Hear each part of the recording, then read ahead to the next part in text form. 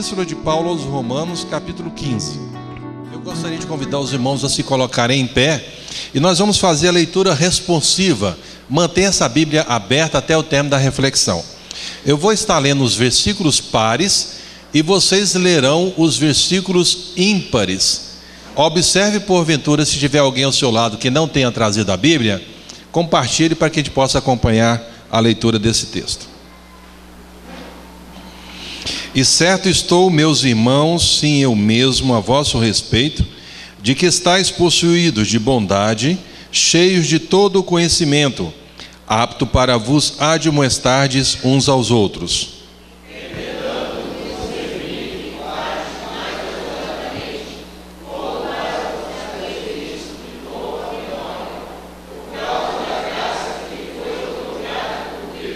Para que eu seja ministro de Cristo Jesus entre os gentios, no sagrado encargo de anunciar o Evangelho de Deus, de modo que a oferta dele seja aceitável, uma vez santificada pelo Espírito Santo.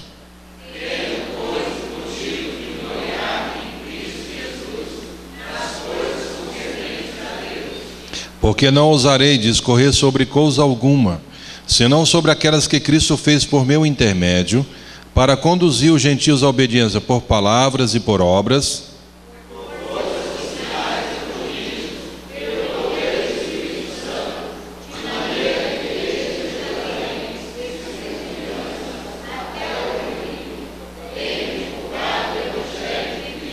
esforçando-me deste modo por pregar o Evangelho, não onde Cristo já for anunciado, para não edificar sobre fundamento alheio. Que a tua graça seja abundante sobre nós nesse dia, ó Deus. Queremos sair enriquecidos pelo conhecimento da tua palavra. Ó Deus, que desse momento em diante não haja nenhuma movimentação desnecessária, mas que todos nós estejamos concentrados para ouvir o Senhor falar. E a mim, como mensageiro, eu quero ser simplesmente instrumento pelo qual o Senhor vai falar à tua igreja. Me abençoe para ser fiel na exposição da tua palavra e que também eu saia abençoado pelo Senhor. Em nome de Jesus, amém. Os irmãos podem se sentar. O apóstolo Paulo, ele é conhecido por apresentar as doutrinas mais importantes da igreja. Ele fala sobre a doutrina da justificação, que o homem que é justificado pelo Senhor, ele desfruta a paz com Deus. Então, aqueles que desfrutam a paz com Deus, não receberá da parte do Senhor a hostilidade, porque através de Cristo nós vamos experimentar a verdadeira paz que independe das circunstâncias. É um homem também que mostrou a doutrina da eleição, que não depende do homem correr atrás, mas sim de Deus usar de misericórdia. No eterno Deus resolveu amar alguns, e por amar alguns ele deu o sopro da vida. A gente vê Paulo mostrando sobre a reconciliação, que o homem precisa ser reconciliado com Deus através de Jesus para desfrutar da comunhão com Deus. Mas também Paulo, ele apresenta nos textos relatados na Escritura um grande esforço e uma grande dedicação para reconciliar o homem com Deus. Um esforço de propagar a palavra de Deus em todos os lugares. E quando nós vimos o relato desse texto, onde Paulo vê que esses irmãos poderiam ser um centro do avanço missionário, por ser uma igreja que não havia muitas discordâncias, muitas perturbações, poderia ser uma potencialidade para mostrar o amor de Deus, mostrar a mensagem da cruz de Cristo. Então, diante desse quadro, ele vê nesse grupo e mostra para eles que, se eles são verdadeiramente pessoas espirituais, eles têm uma responsabilidade nesse mundo. Quando fala sobre responsabilidade, eu faço uma distinção, porque muitas pessoas têm interesse na obra de Deus, mas são poucos que têm compromisso com a obra de Deus. Quando alguém chega para mim e fala assim, eu tenho interesse na obra missionária, eu não conto muito, porque muitas delas só agem quando lhe é conveniente. Mas quando a gente assume um compromisso, não aceita-se desculpa. E o nosso compromisso com Deus só vai até onde nós o conhecemos. E Paulo então introduz aqui alguns aspectos que aqueles cristãos precisavam ter e precisavam trazer na memória qual era o papel de cada um deles. Quando a gente observa, por exemplo, na declaração de Mahatma Gandhi, um indiano que lutou pela independência, nas Nações Unidas ele afirmou que tinha lido mais de 200 vezes o Evangelho, que admirava o Cristo do Evangelho. Mas quando ele olhava para a vida dos cristãos, ele percebia que havia um distanciamento da mensagem propagada no Evangelho da vida dos cristãos. E aí é uma comparação muito perigosa quando a gente não vê uma equivalência entre aquilo que pregamos e aquilo que nós vivemos. Não podemos ser como as ovelhas da Nova Zelândia, que precisam constantemente serem tosqueadas, porque se elas não são tosqueadas, elas se tornam pesadas e não conseguem andar, e não conseguem viver, e se não conseguem viver, elas parecem um mar morto, não transmitem vida. E muitas igrejas estão inseridas em muitos lugares, mas não transmitem vidas, porque os cristãos que estão inseridos nela não têm um compromisso com Deus, não entendem a vontade de Deus e não vivem o Evangelho escrito na palavra do Senhor. Então, diante disso, a gente vê que Paulo, ele introduz para esses irmãos, no versículo de número 14, dizendo: e certo estou, meus irmãos, a vosso respeito. E aqui eu quero falar para você que é meu irmão. A palavra do Senhor afirma que esses irmãos, aqui na perspectiva de Paulo, eles tinham conhecimento, sabiam quem eles eram, conheciam um pouco da atitude que eles tinham para com a vida, sabiam um pouco da relação que eles tinham entre eles. E, portanto, por conhecer, ele aponta duas características importantes nesse grupo. A primeira delas está que eles estavam cheios de bondade, eles possuíam bondade. O fato de termos o conhecimento que devemos ser pessoas bondosas não vai fazer diferença. Só achar que o cristão deve permear na sua vida, na vida dele, ações de bondade, não vai fazer diferença. Nós temos que ter o conhecimento que precisamos fazer, mas temos que dar os passos para o exercício da bondade. E as pessoas que a gente vê, por exemplo, aí na nossa caminhada, podem ser afetadas através do exercício da bondade. A nossa eleição, como diz, quando Paulo retrata no capítulo 2 de Efésios, versículo 10, a nossa eleição, ela tem uma vocação, é o exercício das boas obras. Não é que as obras vai dar mérito para conquistarmos o amor de Deus, não vai nos dar salvação, mas deve permear o caráter de todo cristão. Então Paulo afirma aqui, fala: olha, vocês estão possuídos de bondade, mas também Paulo vai apresentar que esses irmãos também têm conhecimento. Conhece, isso também pode ser um perigo. Você pode conhecer as Escrituras, mas não praticar as Escrituras. Você pode citar textos bíblicos, você pode saber onde ficam algumas passagens bíblicas, mas todo o seu conhecimento é um conhecimento intelectualizado, ele não é aplicável na sua vida. Porque é muito fácil para nós estamos aqui na igreja, aqui como nesse momento de culto, lendo a Bíblia, refletindo sobre ela, mas quando a gente sai para fora, que aí nós deparamos com a realidade desse mundo, com as situações as mais adversas, é difícil ter uma atitude de cristão. Mas aí que Paulo aplica essa exortação, falou: olha, se vocês têm bondade, se vocês têm conhecimento, vocês estão aptos, ou vocês estão prontos para admoestar uns aos outros. A ideia de admoestar aqui não é uma ideia de dar bronca a alguém, de exortar alguém, mas para chegar ao lado, para ajudar alguém a caminhar no amadurecimento da fé. E Paulo vai retratar, falando assim: olha, eu escrevi anteriormente para que você traga da sua memória as coisas que você aprenderam do Senhor, a graça que Deus deu a você. Nós temos que trazer na nossa mente o que Deus fez por nós. Lamentações de Jeremias, capítulo 3, versículo 20, 21, e depois quando entra lá as misericórdias de Deus, ele fala: quero trazer na memória o que me pode dar a esperança. Nós não podemos ter uma mente cauterizada e esquecer que o Deus que de alguma maneira na história mudou a nossa vida ou abençoou a nossa vida em algum momento dela. E aí depois, quando a gente está vivendo o dia de hoje, e talvez algumas experiências que poderemos ter no futuro, a gente fica duvidando se Deus vai agir e se Deus vai nos abençoar. A maior bênção que o homem pode receber é a bênção da salvação.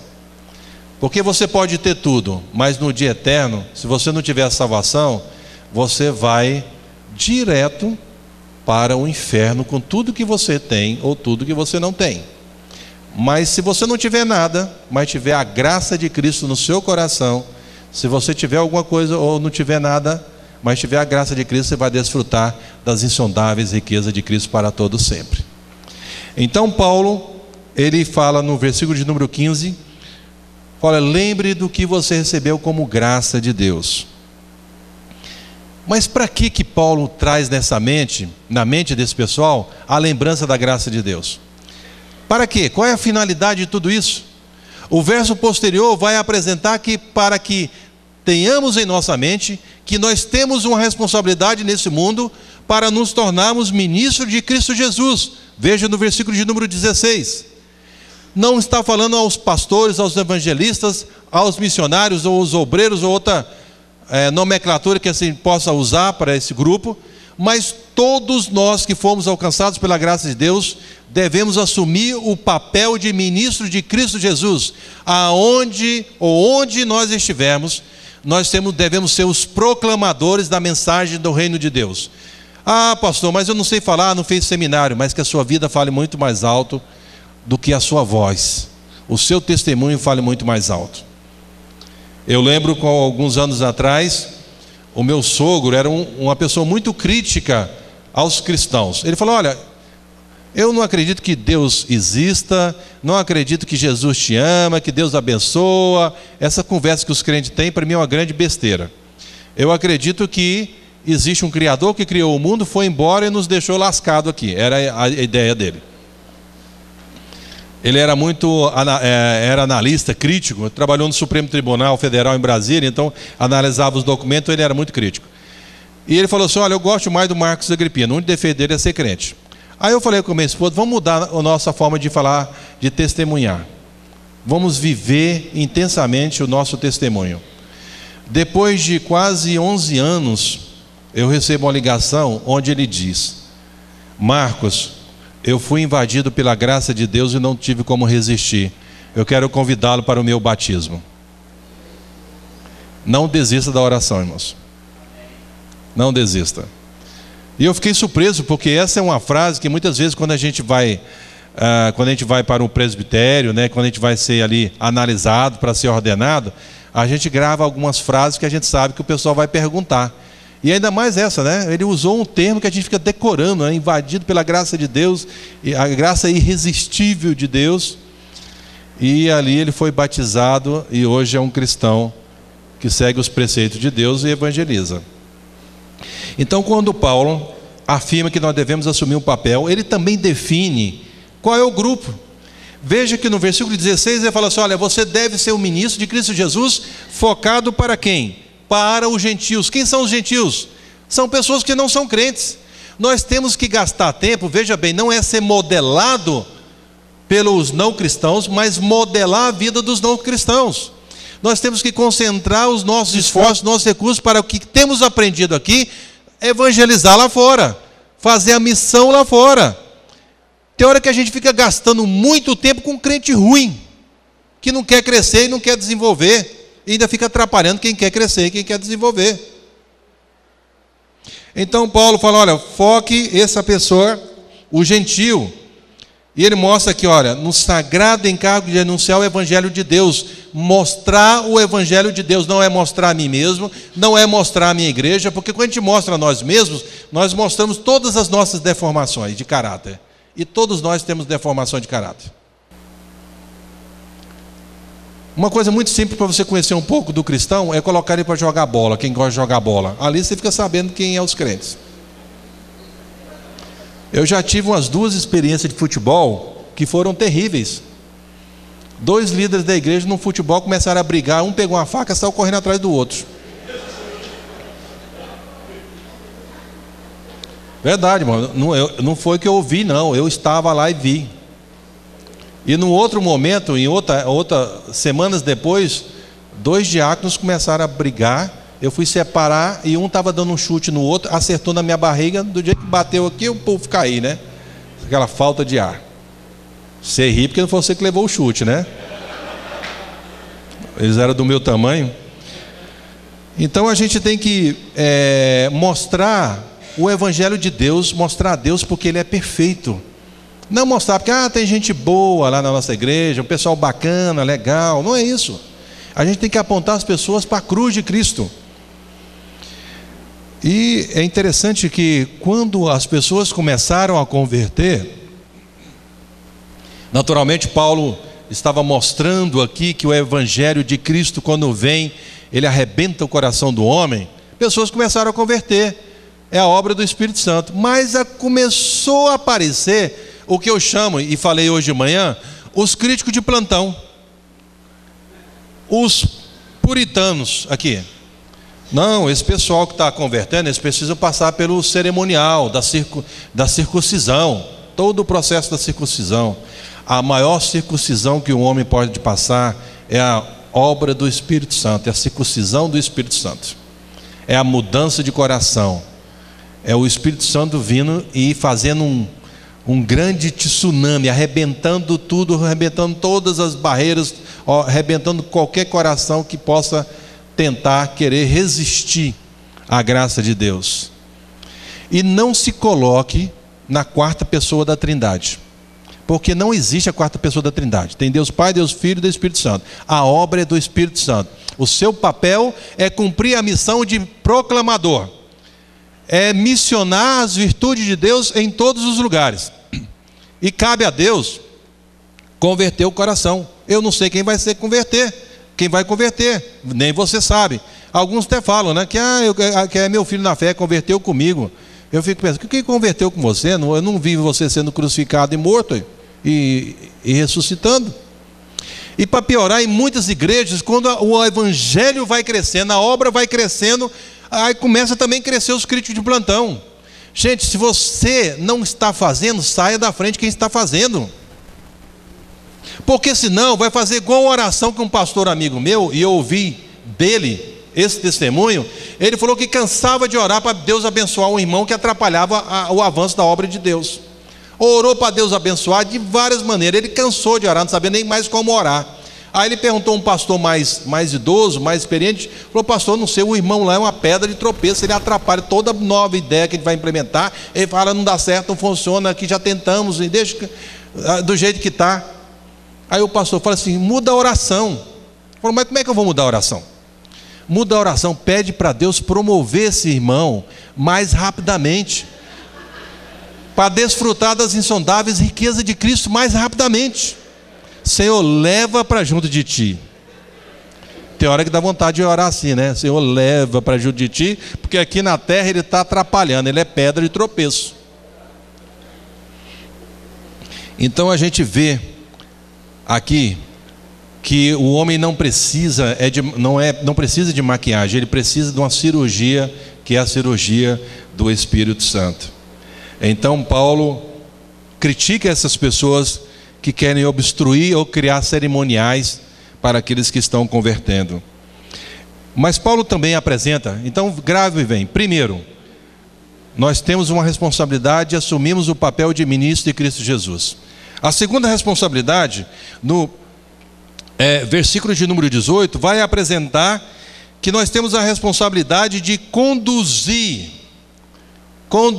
os gentios, conduzir as pessoas ao conhecimento de Deus. Para conduzir, nós vamos ter que abrir mão, sabe de quem, irmãos? Daqueles que gostam de novela, tem que abrir o tempo da novela. Que os gostam de futebol, tem que abrir o tempo do futebol. Daqueles que gostam de participar das redes sociais, como o Orkut, o Facebook, o Twitter, Second Life, Google+, ou assim por diante. Tem que abrir mão. A gente gasta 2, 3, 4 horas. Muitas vezes a gente vê muitas pessoas gastando horas e horas com isso. Mas quando você gastou 15 minutos para discipular alguém, levar as pessoas, conduzir as pessoas aos valores eternos. Por isso que tem um monte de neófito na igreja. Tem muita gente que vem à igreja, mas não conhece a Deus, não conhece as Escrituras. Nós temos que aproveitar essas tecnologias, sim. Eu não estou falando que você agora vai deletar e excluir da sua vida, por exemplo, a tecnologia, as redes sociais. Eu sou adepto da tecnologia e gosto. Mas o que eu posso usar disso para evangelizar? O que eu posso usar essa instrumentalidade para conduzir as pessoas à obediência? Nós temos um determinado missionário que atua numa região do Oriente Médio. Sabe o que ele faz? Ele tem um aparelho, um smartphone. Ele colocou no chip do smartphone um pequeno vídeo e uma pequena mensagem árabe. Quando ele passa em lugares públicos, como aeroporto, rodoviária, ou mercado, ou um shopping, ele abre o Bluetooth, ou Bluetooth, como alguns falam, e tenta ver quais os celulares, quem mexe com isso sabe qual a linguagem que eu estou falando. Ele fica tentando ver se tem alguém que está aberto ali, que está com um aparelho. Aí ele manda a mensagem. E ele falou que a maior parte das pessoas estão aceitando a mensagem dele pelo Bluetooth. E é pequenos vídeos e mensagens do Evangelho. Está evangelizando em alguns lugares que é proibido evangelizar abertamente. Nós vamos ter muitas surpresas, irmãos. Está havendo muitas conversões no Oriente Médio. Muitas conversões. A volta de Jesus está muito mais próximo do que você imagina. E ainda mais com a tecnologia, você vai em muitos lugares inóspitos, as pessoas têm tecnologia em muitos lugares. Então a gente vê que temos que gastar tempo com as pessoas. Se você tem a ferramenta, se você gosta de mandar aqueles PowerPoint, que tem aquelas mensagens, muitas vezes vão contra princípios bíblicos, só porque tem uma música que fala no coração, você fica emocionado, mas vê aquele lixo que é escrito que não é conforme a Escritura. Reveja, põe um texto bíblico. Agora, eu vou dizer um negócio para vocês. Eu odeio quem manda PowerPoint. Nossa, que coisa. Ele fica assustado, tantas mensagens. Ele fica pensando, como é que saiu do crente uma mensagem daquela? Porque você vai começando a comparar com a Bíblia, vai contra um princípio bíblico. Então a gente tem que tomar cuidado. É melhor então só você escrever um texto bíblico, literal, pelo menos você não tem o erro de errar. Talvez tenha o erro de digitar, mas pelo menos ali é o texto que está na Escritura. Então, para isso, nós precisamos conduzir os gentios à obediência, mas vai ter condução à obediência a partir do momento que a gente começa a administrar o nosso tempo, a administrar o que nós temos em mãos, para que o avanço da obra de Deus possa se espalhar. Jovens, eu fico jovem, tem tanta potencialidade, tanta facilidade, tanta comunicação, podia se relacionar com pessoas. E eu vejo aqui na palavra de Deus, no versículo de número 18, que ele vai apresentar algumas das formas. Ele fala, olha, conduza os gentios através das palavras, de obras, por forças e sinais, pelo poder do Espírito Santo, pelo prodígio, versículo 18. Aqui ele mostra algumas formas. O que a gente tem que colocar é a disposição de fazer a obra de Deus. Irmãos, Deus está agindo de forma miraculosa em muitos lugares. Eu lembro certa vez, eu estava no interior do continente africano, e eu fiquei numa região que tinha sido bombardeada pela guerra, tinha umas casas de BNH, então foi bombardeada pela guerra e tinha alguns telhados que foram destruídos. Aí eu fiquei na casa de um missionário, eles colocaram uma palha, para cobrir o telhado, e ali a irmã preparou um lugar para me dormir. Não era como esse quarto que eu tenho aqui, que inclusive dá para tirar férias aqui. Era um colchonete fininho, sabe aquele colchonete pescador, bem fininho? E eu, desse tamanho, só pegou a metade do meu corpo. E eu deitei no chão, não era no piso assim, era na terra. E ela falou, vou colocar uma tela para você, para proteger dos mosquitos, da malária. Quando eu deitei e olhei para cima, eu vi 2 buracos desse tamanho. Eu falei, que tamanho é os mosquitos daqui, né? Porque era desse tamanho. Ela já tinha pego 22 malárias, a irmã. E você sabia que o melhor barulho que existe é o barulho do mosquito? Talvez você saiba, não, aquele barulho azucrinando no meu ouvido. Já viu quando aquele barulho fica azucrinando, fica querendo dormir, aquele negócio, aquele barulho? é o melhor, irmão. Em lugares de malária é o melhor. Sabe por quê? Enquanto ele está azucrinando no seu ouvido, ele está voando. Quando ele para de azucrinar, é a hora que ele está te picando. Viu como é que a gente pode ver as coisas de forma diferente? E eles tinham o alvo de alcançar uma montanha onde tinha um povo não alcançado. Era mais ou menos umas 8 horas de carro e umas 10 horas subindo a montanha a pé. E ali 2 jovens foram nessa direção e chegaram lá. E veio um senhor de idade e falou assim: por que vocês demoraram tanto tempo? Aí eles assustaram o jovem: mas nós não mandamos nenhum e-mail, fizemos nenhum sinal de fumaça. E ainda ele recebe essa mensagem, ele fala que nós demoramos muito tempo, não falamos para ninguém que nós viríamos aqui. Desculpe, irmão, está uma coceira. E ali ele falou assim: mas não estou entendendo, nós nunca vimos aqui, e ainda só fala a nossa própria língua. E ele falou assim: olha, os nossos pais, os nossos parentes, os nossos amigos morreram sem ver a luz. E nós estamos nas trevas, e vocês não vão sair daqui enquanto não tirar a nossa aldeia das trevas. Aí ele falou: mas que luz que nós temos? Aí ele falou, olha, apontou para a mão dele. Sabe o que eles tinham nas mãos? A palavra de Deus. E ali muitas pessoas converteram o evangelho. Eu lembro que o Marcos, quando ele tinha um alvo de ganhar uma caminhonete, porque a caminhonete dele já estava bem derrubada, e nos lugares que anda lá, precisava de uma caminhonete 4x4. E algumas igrejas cotizaram aqui no Brasil, levantaram recursos, mandaram para ele foi na África do Sul para buscar a caminhonete. Na volta a caminhonete tomba e cai em cima dele e ele morre. E eu falei: poxa Deus, como é que as coisas acontecem dessa maneira, né? Ele foi enterrado lá porque ele tinha intenção de deixar o coração dele no meio do povo que ele estava investindo na própria vida. A esposa voltou ao Brasil, se recompôs e voltou de novo para a região onde eles iniciaram o projeto. Então a gente vê que Deus requer de nós uma disposição de serviço. A forma como Ele vai agir não compete a nós. Deus age de muitas maneiras. Ele vai agir de maneiras que a gente nem imagina. Deus está convertendo pessoas de maneira que a gente nem acha que vai ser daquela maneira. A gente sempre cria padrões e acha que Deus só vai converter o coração da pessoa daquela maneira metodológica que eu estabeleci, ou da estratégia que eu estabeleci.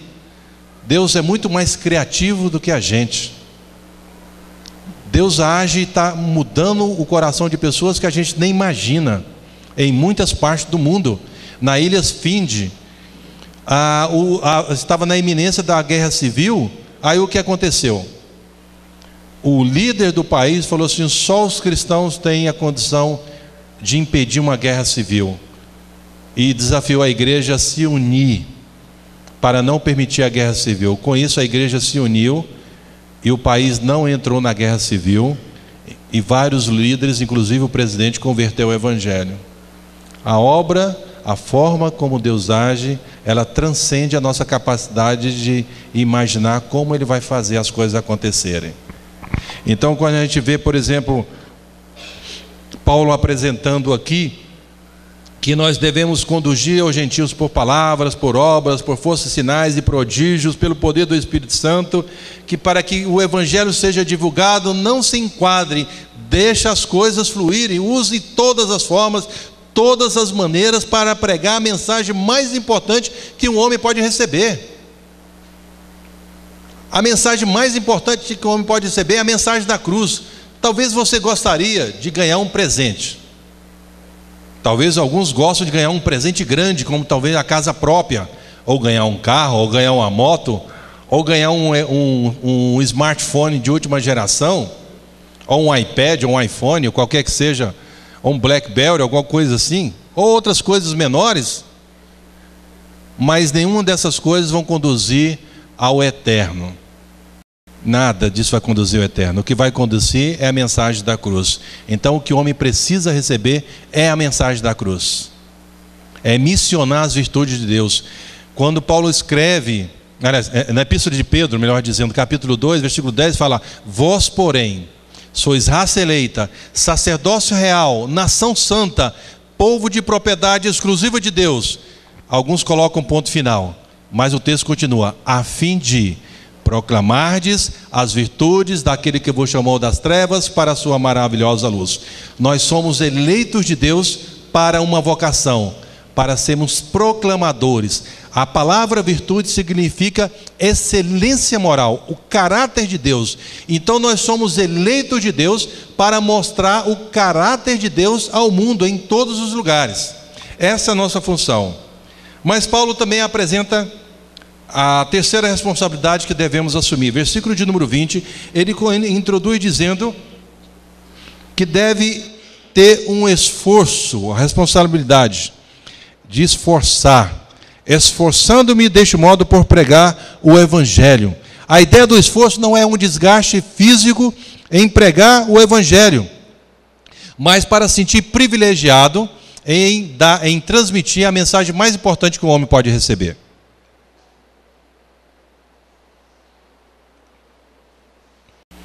Ele fala, se esforce, mas é colocar num patamar de privilégio, de mostrar para alguém uma mensagem que ela precisa receber. E aí o texto ainda continua, onde Cristo não for anunciado. A gente tem que começar a pensar estrategicamente, porque senão a gente vai estar gastando tempo e energia em lugares onde já tem cristãos, onde já tem igrejas. Nós temos que pensar em outros lugares que não tem ninguém, ou não tem ninguém que está olhando para aquele grupo, ninguém que está pensando em implantar uma igreja ou desenvolver um projeto. Então a nossa visão tem que ser maior do que nós mesmos. Muitas vezes a gente talvez não consiga enxergar, mas pelo menos tem que colocar o nosso coração diante de Deus à disposição para servi-lo. E não ficar disputando crente. Ah, não, vai na minha igreja porque minha igreja é melhor do que a outra. E ficar recebendo crente de outras igrejas, porque o crente de repente por um tempo não gosta daquela igreja, a gente fica recebendo. Não estou falando que a gente não deva receber, não é isso. Eu estou falando que a gente tem que crescer de forma numérica pela evangelização. Os que vêm, naturalmente, são bem-vindos, os que vêm por transferência. Isso faz parte e serão parte do corpo de Cristo. As pessoas vêm de várias maneiras. Mas não podemos esquecer que o crescimento deve ser pela evangelização principalmente. É mostrar o amor de Deus. Como está escrito no versículo 21, de vê-los aqueles que não tiveram notícia dele e compreenderam que nada tinham ouvido a seu respeito. Irmão, só as pessoas que conhecem a Deus vão entender a vontade de Deus. Só as pessoas que conhecem os valores da Escritura, aquelas pessoas que conhecem o que o Senhor fez por nós na cruz, vai entender por que nós devemos ser impulsionados e motivados e se automotivar para pregar a mensagem mais importante que os homens podem receber no mundo. E não é o sofrimento que deve nos obstacular, é a nossa relação com Deus, é a nossa intimidade com Deus, entender que mesmo a despeito do sofrimento, devemos cumprir a missão e glorificar a Deus, pelo privilégio em cumprir a missão. Certa vez, um pastor chinês estava compartilhando, ele falou que uma das vezes que ele foi preso, ele ficou numa cela e ficou algemado. Ele só estava com a roupa íntima, algemada as pernas e os braços para frente, e ficou horas e horas naquela posição. Ele falou que eram dores insuportáveis, e muitas pessoas que estavam próximo dele, nas celas vizinhas, na cadeia, zombavam dele. E ele falou que nesse momento de maior dor, de maior sofrimento, não vinha lamúria, não vinha reclamação, não havia murmuração, mas vinha um cântico que dizia: mais perto quero estar, meu Deus, de ti. Quanto mais perto nós estamos do Senhor, nós vamos entender a vontade do Senhor. Então, se você não está cumprindo a missão de Deus nesse mundo, reavalie a sua intimidade com Deus, porque o nosso compromisso com Deus só vai até onde nós o conhecemos. Se nós conhecemos a Deus, nós temos compromisso com Ele. Se nós não conhecemos a Deus, certamente não teremos compromisso com a obra dEle. E que Deus incomode a cada um de nós para cumprir a missão que Ele tem dado a cada um de nós. Amém? Amém? Amém? Quando você diz amém, você está dizendo assim seja. Que Deus te incomode até você cumprir a missão que Ele tem dado a você. Oremos.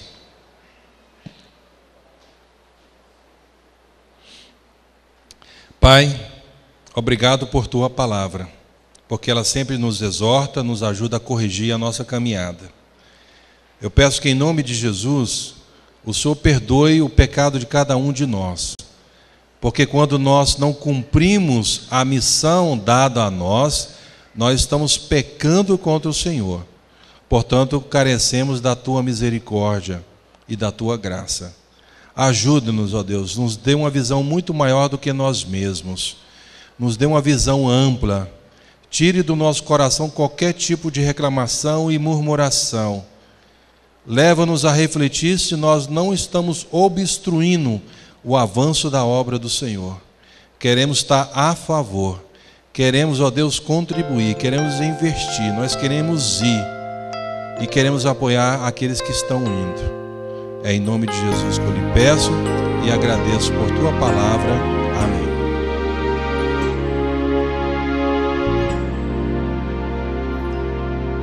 Só de ouvir tua voz, de sentir teu amor, só de pronunciar o teu nome, os meus medos se vão, minha dor, meu sofrer, pois de paz tu inundas meu ser. Só de ouvir tua voz, de sentir teu amor, só de pronunciar o teu nome, os meus medos se vão, minha dor, meu sofrer, pois de paz tu inundas meu ser. Jesus, que doce nome, que transforma em alegria meu triste coração. Jesus, só o capaz de dar ao homem salvação.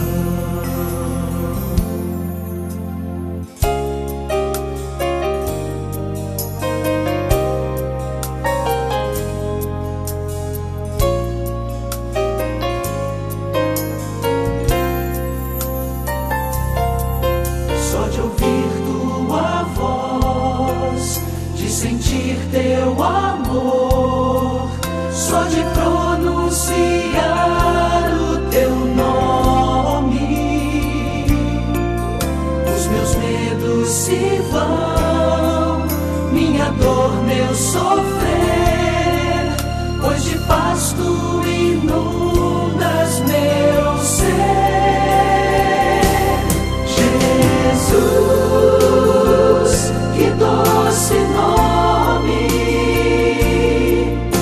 transforma em alegria o meu triste coração. Jesus, só o teu nome é capaz de dar ao homem salvação. Jesus,